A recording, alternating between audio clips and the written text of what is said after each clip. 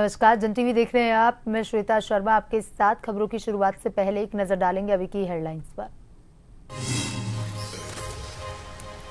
उत्तराखंड में लोकतंत्र का पर्व नगला तराई में सीएम धामी ने मां के साथ किया मतदान। मंत्री रेखा आर्य ने अल्मोड़ा में डाला वोट।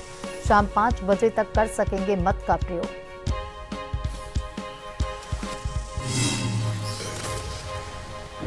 कीवी की खेती बनी किसानों की तरक्की की सीढ़ी। 13 लाख से बढ़कर 170 लाख पहुंची आय। सीएम धामी ने एक्स पर पोस्ट कर जताई खुशी।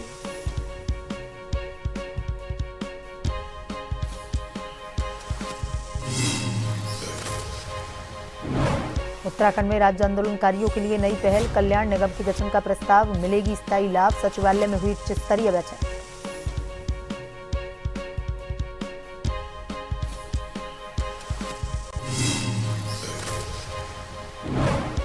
उत्तराखंड एसटीएफ की कार्रवाई। हथियार तस्कर रजत सिंह असम से गिरफ्तार। 8 पिस्टल बरामद। मध्य प्रदेश से मंगवा रहा था हथियार। अंतर्राष्ट्रीय नेटवर्क से जुड़े तार। अब तक 15 गिरफ्तार।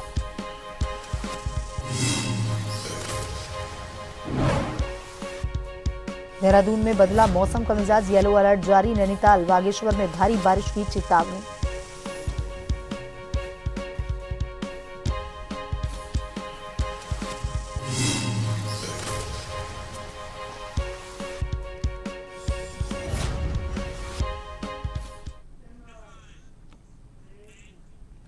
उत्तराखंड में त्रिस्तरीय पंचायत चुनाव के पहले चरण का मतदान पूरा हो चुका है। खचीमा के नगला तराई में लोकतंत्र के इस पर्व में लोगों ने पूरे उत्साह के साथ भागीदारी की। त्रिस्तरीय पंचायत चुनाव के पहले चरण में खचीमा के नगला तराई क्षेत्र से एक प्रेरणादायक तस्वीर सामने आई। यहां सीएम धामी मां के साथ मतदान केंद्र पहुंचे। मतदाताओं ने अपने मताधिकार का प्रयोग कर लोकतंत्र की जड़ों को और मजबूत करने का संदेश दिया। उन्होंने कहा कि यह सिर्फ एक वोट नहीं बल्कि गांव-गांव के लोकतंत्र की नींव को सशक्त बनाने का संकल्प है। इस मौके पर प्रदेश की देवतुल्य जनता से अपील भी की गई है कि लोकतंत्र के इस महापर्व में बढ़ चढ़कर हिस्सा ले। ज्यादा से ज्यादा संख्या में मतदान केंद्रों तक पहुंचे। ऐसे जनप्रतिनिधियों को चुने जो विकास, पारदर्शिता और सेवा जैसे मूल मंत्रों पर खरे उतरे।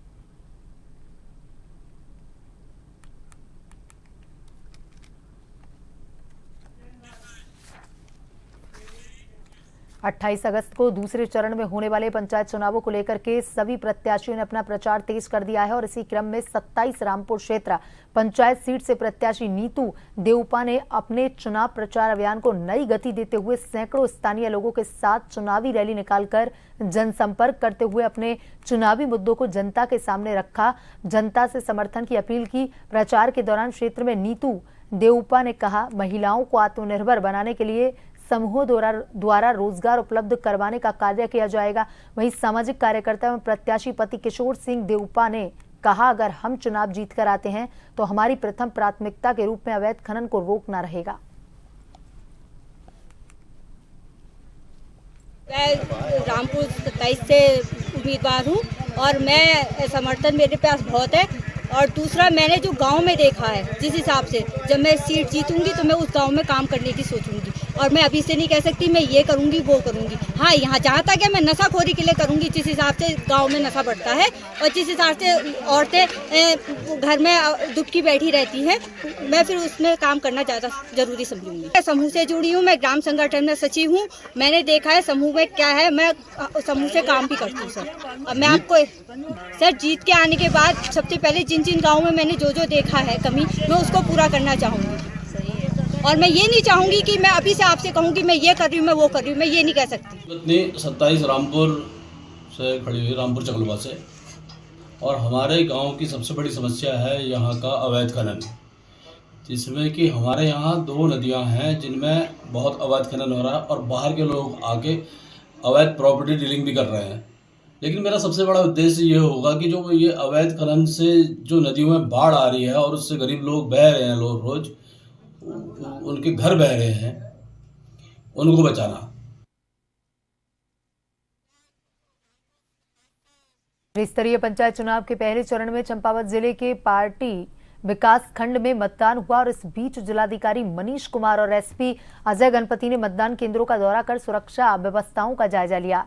त्रिस्तरीय पंचायत चुनाव के प्रथम चरण में गुरुवार को चंपावत जिले के पाची विकास खंड में मतदान प्रक्रिया का आयोजन हुआ और इस दौरान जिलाधिकारी मनीष कुमार और पुलिस अधीक्षक अजय गणपति ने क्षेत्र के सिल्योडी, गूंट, वालिक, देवीधुरा समेत कई दूरस्थ मतदान केंद्रों का स्थलीय निरीक्षण किया। निरीक्षण के दौरान अधिकारियों ने मतदाता लाइन प्रबंधन, सुरक्षा व्यवस्था, महिला बुजुर्ग मतदाताओं के लिए की गई व्यवस्था और शांतिपूर्ण मतदान सुनिश्चित करने के उपायों की गहन समीक्षा की।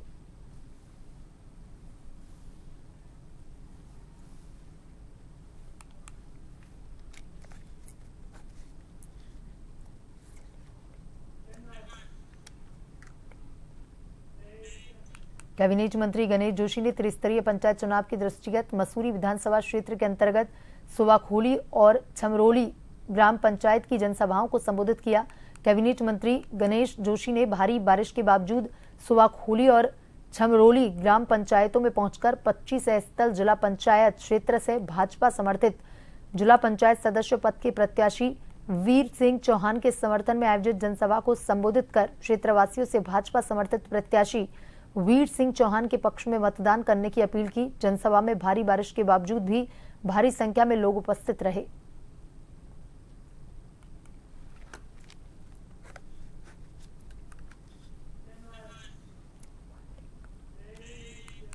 हरिद्वार के जिलाधिकारी मयूर दीक्षित ने आज अचानक से भगवानपुर तहसील और खंड विकास कार्यालय का औचक निरीक्षण किया। कलेक्टर की गाड़ी जैसे ही परिसर में पहुंची, तहसील प्रशासन कर्मचारियों में हड़कंप मच गया।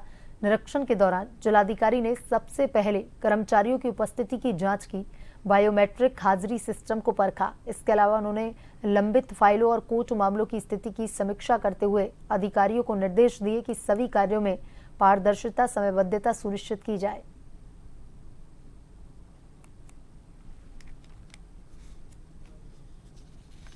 तहसील भगवानपुर का उप जिलाधिकारी कार्यालय भगवानपुर और साथ ही अभी खंड विकास अधिकारी भगवानपुर का निरीक्षण किया जा रहा है और इसमें पेंडिंग कितनी कोर्ट के मैटर्स हैं, पेंडिंग शिकायतें कितनी हैं, क्या क्या उपस्थिति कैसी है कर्मचारियों की और क्या इंफ्रास्ट्रक्चर में कमी है।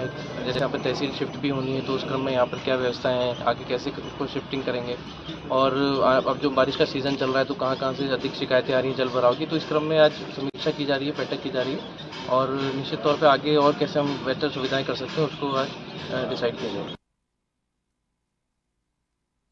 मेला समाप्त होने के बाद हरिद्वार और आसपास के क्षेत्रों में फैले कूड़े कचरे पर प्रशासन की नजर है। जिलाधिकारी मयूर दीक्षित ने खुद सफाई व्यवस्था का स्थलीय निरीक्षण किया और अफसरों को सख्त निर्देश दिए कि कोई भी गली, मोहल्ला या मार्ग गंदगी से अछूता न रहे। डीएम ने साफ कहा कि कावड़ यात्रा के दौरान हजारों टन कचरा एकत्रित हुआ है, जिसे मिशन मोड में साफ किया जाना है। ग्रामीण क्षेत्रों से लेकर शहरी इलाकों तक हर जगह सफाई कर्मी जुटे हैं और प्रशासन ने अगले 48 से 72 घंटे के भीतर पूरे हरिद्वार को स्वच्छ करने का दावा किया है। डीएम ने अपील की कि आम लोग भी सहयोग करें ताकि हरिद्वार की छवि स्वच्छ तीर्थ नगरी के रूप में बनी रहे।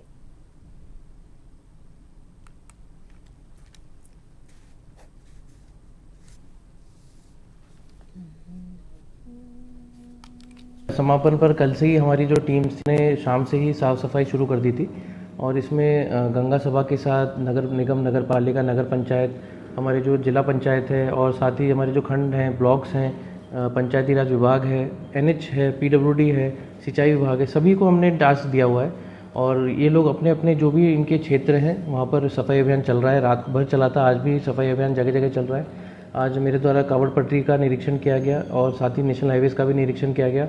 कई जगह अभी कचरा है जो उठाया जाना है, जहाँ पर जैसे भंडारे लगे थे या जहाँ पर जो रेस्टिंग एरियाज थे। कोशिश ये कर रहे हैं कि हम अगले 2 से 3 दिन में जो भी हमारा जो वेस्ट है वो कलेक्ट हो जाए।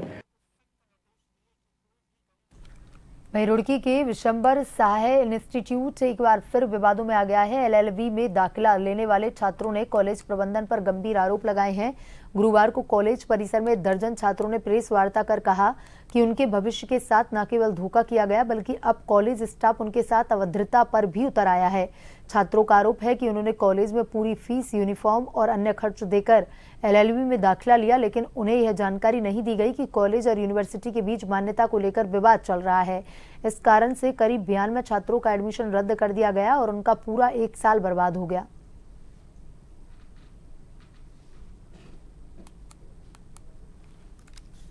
और 25 के हमारे एडमिशन थे, जिसमें सर उसका प्रोसीजर चला हुआ है, वो केस कोर्ट में चला गया था। बच्चों की फीस का इशू का मामला है, बच्चों की फीस भी वापस नहीं की जा रही है और बच्चे जैसे ही बात करने के लिए बोलते हैं तो उनसे अभद्र तरीके से बात करने की काम करते हैं, बेतु से बात करते हैं।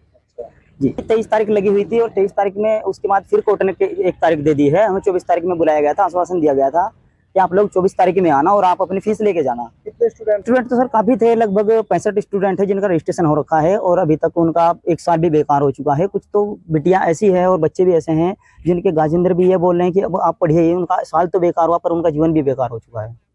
जिस टाइम एडमिशन लिया था हमारे फर्स्ट और सेकंड एग्जाम करा देते और जब फाइनल एग्जाम हुए तो बोला इन्होंने फीस जमा कर दो, हमने फीस कर दिया। फिर बोला इन्होंने, हमने बोला इन्हें कि कब एग्जाम हो गए, इन्होंने कहा 2-4 दिन में हम बता देंगे। फिर हमने दोबारा फिर पूछा, फिर इन्होंने कहा अभी कुछ नहीं पता लगा, यानी कि आप कर दिया। फिर इन्होंने 1 महीने का टाइम दिया, फिर हमने उसे भी 1 महीने का टाइम होने के बाद फिर पूछा, इन्होंने कह दिया अब ऐसे केस हो चला। इन्होंने 6 महीने में स्टूडेंट्स का 92 अभी एक अभद्र व्यवहार भी किया है। हाँ, और ये जो है दांव पे है, साल खराब हो गया। उम्मीद है उम्मीद वहीं हरिद्वार के मुख्य विकास अधिकारी आकांक्षा कोनडे ने विकासखंड नारसन के श्री राधे कृष्ण CLF के अंतर्गत माही स्वयं सहायता समूह द्वारा स्थापित डेयरी और माही मिल्क वार का भौतिक भ्रमण का निरीक्षण किया। यह पहले ग्रामोत्थान परियोजना के संयोग से CVO स्तर के उद्यमों के तहत स्थापित की गई है, जो ग्रामीण क्षेत्रों में आत्मनिर्भरता को बढ़ावा देने में एक महत्वपूर्ण कदम है।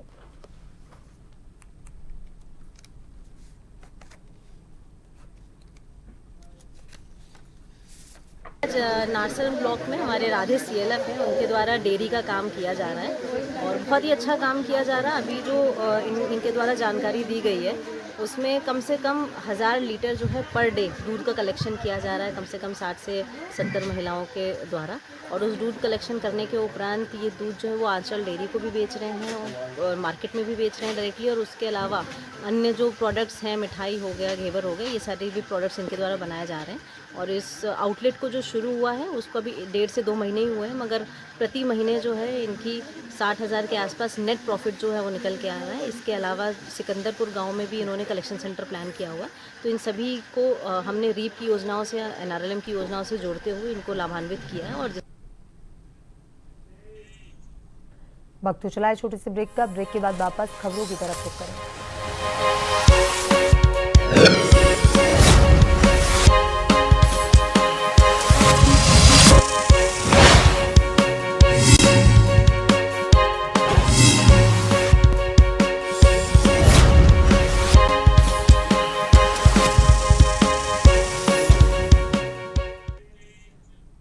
ब्रेक के बाद एक बार फिर से आपका स्वागत है। ये बढ़ते हैं खबरों की तरफ।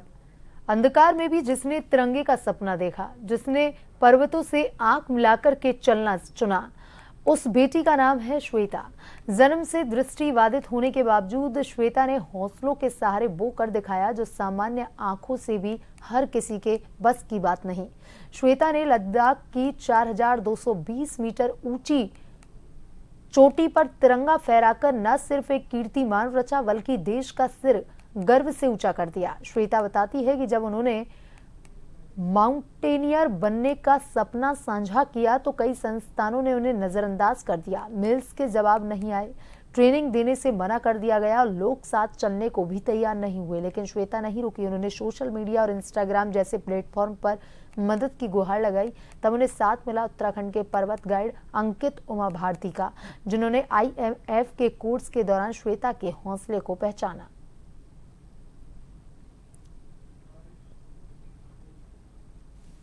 ये अपने आप में एक ऐसी महिला हैं कि उनको कुछ बोल नहीं सकते हैं, उनकी दृष्टिबाधित हैं। उनका जो एक लेवल है, क्या बोलते हैं उसे, जैसा वो मतलब सोचती हैं, चलती हैं, मोटिवेटेड रहती हैं, तो वो इतनी मोटिवेटेड हैं, उनको मेरे को देख के लगा ही नहीं कि कहीं से भी कि वो दृष्टिबाधित हैं।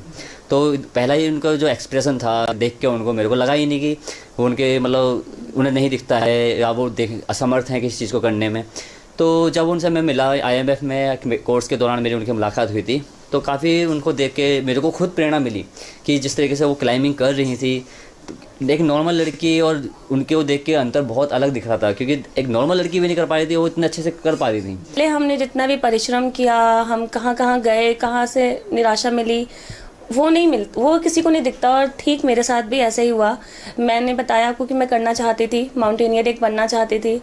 तो मैंने बहुत जगह ट्राई किया। जैसे कि मेरे शुरू से ही मेरे दिमाग में एक ब्रेन वॉश था। ब्रेन वॉश क्या जो इफेक्ट है, जैसे क्लासरूम की पढ़ाई हो, कहीं की भी हो, कि एक फंडामेंटल बहुत ज़रूरी होता है किसी चीज़ के लिए।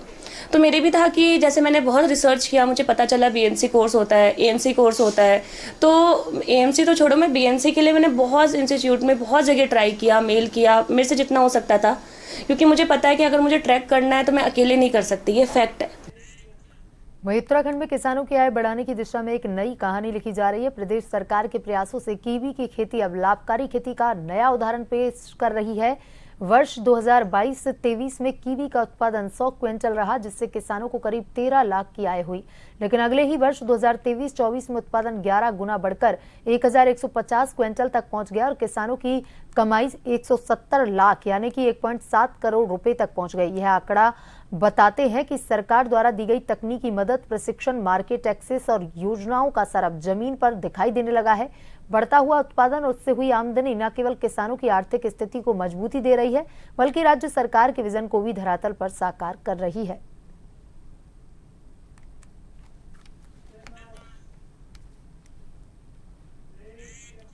उत्तराखंड राज्य आंदोलनकारियों के हित में सरकार ने एक और कदम बढ़ाया है। दर्जाधारी राज्य मंत्री सुभाष श्रीवास्तव ने मुख्यमंत्री को प्रस्ताव सौंपा है कि उपनल की तर्ज पर राज्य आंदोलनकारी कल्याण निगम का गठन किया जाए, जिससे कि आंदोलनकारी और उनके परिजनों को स्थायी और योजनाबद्ध लाभ मिल सके।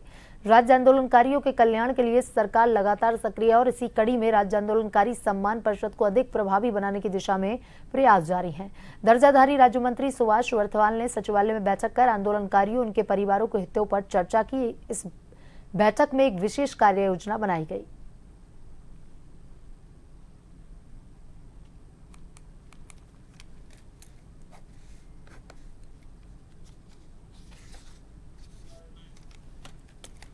राज्य आंदोलनकारी सम्मान परिषद जो राज्य के तमाम आंदोलनकारियों के कल्याणार्थ उसका जो है निर्माण किया गया है।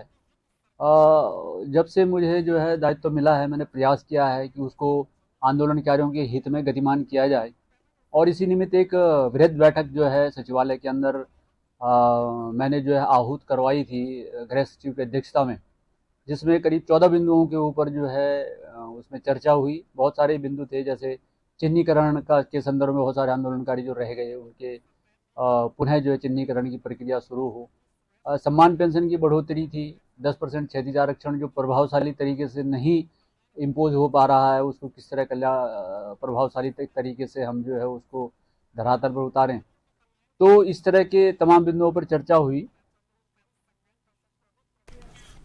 उत्तराखंड एसटीएफ ने अवैध हथियारों की तस्करी के खिलाफ कार्रवाई करते हुए 8 ऑटोमेटिक पिस्टल और एक मैगजीन के साथ एक अंतर्राज्यीय तस्कर को गिरफ्तार किया। आरोपी रजत सिंह रुद्रपुर के वाघवाला निवासी है, जो पहले भी हथियार तस्करी के मामले में जेल जा चुका है। एसटीएफ और रुद्रपुर पुलिस की संयुक्त कार्रवाई में आरोपी को असम से गिरफ्तार किया गया। पूछताछ में पता चला कि आरोपी अंतर्राष्ट्रीय नेटवर्क के जरिए मध्य प्रदेश से हथियार मंगवा रहा था।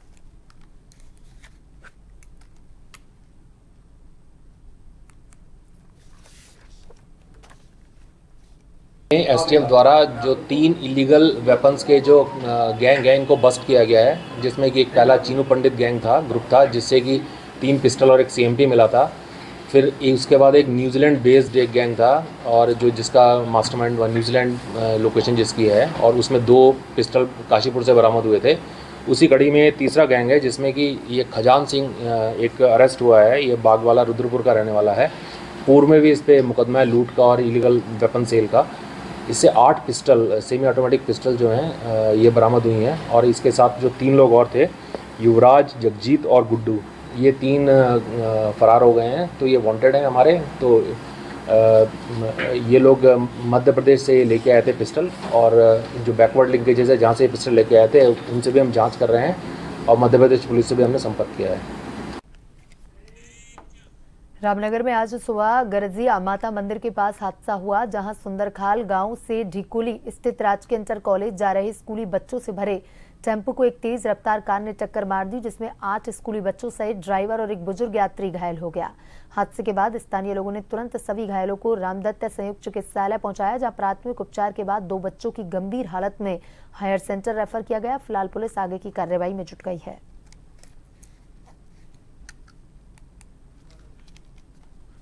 हम ऑटो में आ रहे थे स्कूल को, तो वहाँ पे कार वाला आया, कार वाले ने ऑटो पे मारा, ऑटो छिटक गया, हम ऑटो में से बाहर गिर गए और क्या बोलते हैं वहाँ पे मेरा भाई भी गिर गया, बेहोश हो गया और बहुत ज्यादा लग रही है। नवीन सिंह अधिकारी, मैं सुंदरकाल से नीचे स्कूल तक जा रहा था बच्चों को लेके, तो उसमें 6-7 बच्चे जो भी बैठे हुए थे, तो रॉन्ग साइड से गाड़ी आई जिसमें कि ये 6-7 लोग बैठे हुए थे, जिसमें से एक बंदा वीडियो बनाता हुआ मतलब ड्राइवर सीट से वीडियो बना रहा था रॉन्ग साइड पे। तो मेरे को कि बहुत साइड से वो करके फिर भी मैं रॉन्ग साइड से अपना कच्चे में उतारने के बाद भी इन्होंने मेरी गाड़ी सीधे ठोक दी, मतलब पास वो करने के चक्कर में दूसरे से पास लेने के साथ साथ ये मेरी गाड़ी के बगल पे ही चिपक गए। जिन्होंने ड्रिंक करी हुई है सभी मेरे ख्याल से साथ में जितने भी थे ये सब ड्रिंक करे हुए थे, और फोन तो पता नहीं सर वीडियो बनाते हुए चल रहे थे सबके। वाहन वैगनार थी इनकी और हमारा एक ऑटो था। अभी ना 8-8:30 बजे के आसपास इनका एक्सीडेंट हुआ है। 8:25 पे लोग हॉस्पिटल में फर्स्ट पेशेंट जो था वो आया। ये लोग एक टेम्पो में जा रहे थे जिसको एक ड्राइवर जो चला रहा था वो शायद अल्कोहल के इन्फ्लुएंस में था, तो उसका हमने पीएमएलसी बनाया। बाकी जो 10 लोग हैं उनमें एक ड्राइवर है और 9 लोग हैं, 9 में से एक बुजुर्ग है, बाकी सारे बच्चे हैं जो कि 10 से 15 साल के हैं। रेफर 2 लोगों को शायद करना पड़े, उनको एक को तो टीबिया फ्रैक्चर लग रही है लेकिन मैंने ऑर्थो रेफरेंस किया है, बाकी एक हेड इंजरी है उसको न्यूरो सर्जरी और सीटी स्कैन के लिए रेफर करना पड़ेगा। वहीं उत्तराखंड की राजधानी देहरादून में मौसम ने एक बार फिर करवट ली। सुबह की तेज धूप के बाद दोपहर में झमाझम बारिश ने गर्मी से परेशान लोगों को राहत दी। देहरादून समेत कई जिलों में तेज बारिश देखने को मिली है। मौसम विभाग ने प्रदेश भर में येलो अलर्ट जारी किया है। नैनीताल और बागेश्वर जिले में कुछ स्थानों पर भारी बारिश की संभावना जताई गई है। वहीं अन्य पहाड़ी और मैदानी इलाकों में भी तेज बारिश हो सकती है। लोगों को सलाह दी गई है कि वे अनावश्यक यात्रा से बचें और सावधानी बरतें।